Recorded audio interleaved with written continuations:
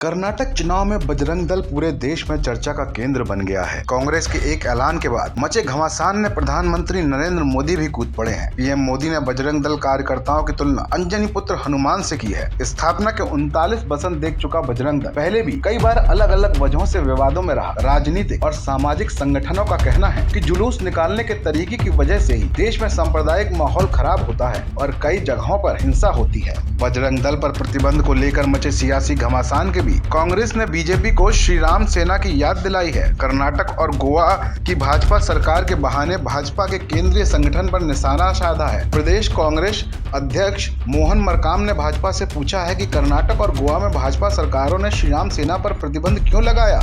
जो भाजपा जय श्री राम का नारा लगाती है, उसके नाम पर वोट और चंदा लेती है, लेकिन सत्ता मिलने के बाद क्या मजबूरी थी, उसे स्पष्ट करें। मरकाम ने कहा कि वर्तमान में कहीं भी बजरंग दल पर प्रतिबंध नहीं लगा है। स्थिति और परिस्थिति के अनुसार प्रतिबंध लगाने की बातें कही गई हैं, लेकिन भाजपा सरकारों ने श्री राम सेना पर प्रतिबंध लगाया है, तो क्या यह भगवान श्री राम का अपमान नहीं है। मरकाम ने कहा कि हनुमान चालीसा का पाठ करने से भाजपा नेताओं के मन मस्तिष्क में बैठी वैमनस्यता, नफरत और कटुता का भाव नाश होगा। भाजपा और बजरंग दल की बजरंग बली भक्ति दिखावा मात्र है। जबकि प्रतिबंध की बात आ रही है तब हनुमान चालीसा के पाठ का ढोंग कर रहे हैं। गौरतलब है कि कर्नाटक बजरंग दल को बैन करने वाले बयान को लेकर लगातार सियासत की जा रही है। छत्तीसगढ़ में कभी कांग्रेस सुंदरकांड का पाठ कर रही है तो भाजपा हनुमान चालीसा कर कांग्रेस पर पलटवार कर रही है। बता दें कि कर्नाटक विधानसभा चुनाव के लिए घोषणा पत्र जारी करते हुए कांग्रेस ने प्रदेश में बजरंग दल पर प्रतिबंध लगाने का वादा किया है। जब बवाल हुआ तो कांग्रेस ने 2014 में गोवा में बैन की गई श्री राम सेना को लेकर सवाल पूछा। प्रमोद मुथालिक इसके अध्यक्ष हैं। मुथालिक कई मौकों पर बीजेपी की आलोचना कर चुके हैं। भारत में बजरंग दल की स्थापना साल 1984 में हुई थी। उस वक्त राष्ट्रीय स्वयंसेवक संघ और विश्व हिंदू परिषद जैसे संगठन स्थापित हो चुके थे। ऐसे में सवाल उठता है कि बजरंग दल बनाने की जरूरत क्यों पड़ी। इसे दो तरीकों से समझिए। कांग्रेस काफी मजबूत स्थिति में थी और 1984 तक संघ पर बैन लग चुका था। संघ किसी भी ऐसे में काम में शामिल नहीं होने से बच रहा था जिसमें बैन का खतरा बढ़ जाए, लेकिन हिंदुत्व के मुद्दे को आगे बढ़ाना था। ऐसे में विश्व हिंदू परिषद ने अपने युवा इकाई बजरंग दल का गठन किया। स्थापना के समय बजरंग दल कार्यकर्ताओं को राम जानकी रथ की सुरक्षा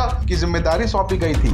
यह रथ राम मंदिर निर्माण के लिए निकाले गए थे। प्रशासन ने रथ को सुरक्षा देने से इनकार कर दिया था। गठन के बाद बजरंग दल ने हिंदुत्व के मुद्दे को खूब धार दिया और राम मंदिर के मुद्दे को देश भर में छेड़ दिया, जिसे बाद में बीजेपी ने भी लपका। यानी 1984 से पहले जो काम संघ और विहिप नहीं कर पा रही थी, उसे बजरंग दल ने जोर शोर से किया। बजरंग दल के संस्थापक अध्यक्ष विनय कटियार ने एक इंटरव्यू में कहा था कि इसकी स्थापना का मुख्य उद्देश्य मठ मंदिरों पर से कब्जे हटवाना है। कटियार के मुताबिक बजरंग दल ने शुरुआत में राम मंदिर और बाबरी मस्जिद मामले पर फोकस किया था। बाद में हमने काशी और मथुरा का नारा भी दिया। हालांकि कई मौकों पर बजरंग दल विवादों में भी रहा, जिसमें मुस्लिम युवकों को पीटने का भी आरोप लग चुका है। ब्यूरो रिपोर्ट, कालखंड।